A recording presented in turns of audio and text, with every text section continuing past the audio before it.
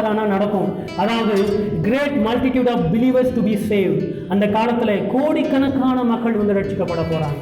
வேத வசனம் ஒன்று வரும் என்னவென்று சொல்லி வெளிப்படுத்தல் 7:9-14 நான் சொல்லுகிறேன், நானே வாசித்துக்கிறேன்.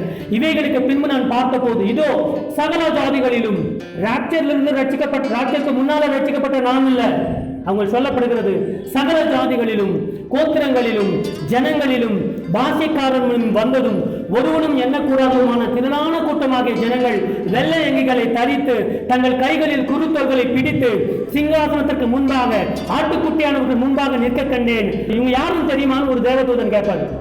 யாரு கிட்ட? யோவான் கிட்ட கேட்பார். தேவதூதன் கேட்பார், இவங்க யாரு தெரியுமான்னு. தெரியாதே.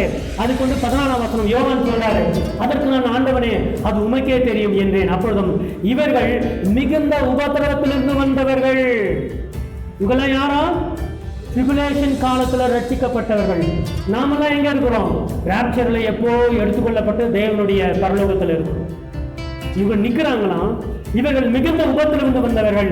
இவர்கள் தங்கள் அங்கிகளை ஆட்டுக்குட்டியானவருடைய ரத்தத்திலே தோய்த்து வெளித்தவர்கள். இந்த வசனம் புரியுதா உங்களுக்கு? தோய்த்து வெளித்தவர்கள் என்ன தெரியுமா? இப்பெல்லாம் வாஷிங் மிஷின் இருக்கு. இதுக்கு முன்னால என்ன பண்ணிருந்தீங்க நீங்க? பொன்வண்டு சோப்பு தானே, பொன்வண்டு சோப்பு தானே. அது பொன்வண்டு ரின் வாங்கணும்னா நீங்க பணக்காரராக இருக்கணும். பொன்வண்டோ வேற எதுனா கலர் கலரா சோப்பு இருக்கு, அதெல்லாம் போட்டு அப்படியே அதுல மாவு மாவா வரும். இதெல்லாம் முடிச்சிட்டு பிறகு என்ன பண்ணுங்க, தண்ணி வந்து ஒரு பக்கெட் தண்ணி இருக்கும், அதுல என்ன பண்ணுவோம், அப்படி முக்கி எடுத்தோம் அப்படின்னா நம்முடைய துணி வெள்ளையா இருக்கும், அது ரொம்ப அழுக்கா இருக்கும். இந்த வசனத்தை பாருங்க. இவர்கள் தங்கள் அங்கிகளை ஆட்டுக்குட்டியோட ரத்தத்தை, ஆட்டுக்குட்டியோட ரத்தம் பிளட் இருக்கு ஒரு பக்கெட்ல, அவருடைய ட்ரெஸ் எடுத்து இப்படி தோச்சு எடுத்தாங்க. அப்படி எடுத்தோம்னா அதுக்கு மீனிங் இல்லை. இவர்கள் ஆட்டுக்குட்டி ஆனவருக்காக கழுத்தை கொடுத்தவர்கள், ரத்தம் சிந்தியவர்கள், மன்னித்தவர்கள். அடுத்தடுத்த வசனத்துல நீங்க பாத்தீங்கன்னா கேட்கறாங்க, ஆண்டவரே எங்கள் ரத்தத்திற்கு எது வரைக்கும் நீங்கள் இன்னும் பழி வாங்காம இருப்பீங்க நீங்க கேட்கறாங்க. தேவனிடத்துல கேட்கிறார்கள்.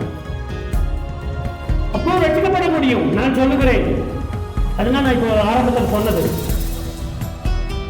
சீக்கிரட் இயேசுடைய ரகசிய வருகையை மிஸ் பண்றவங்க யாராவது இதை பார்த்தீங்கன்னா உங்களுக்கும் ரட்சிக்கப்படுவதற்கு வாய்ப்பு இருக்கு. ஆனால் அது கடினம், அது ரொம்ப கஷ்டம்.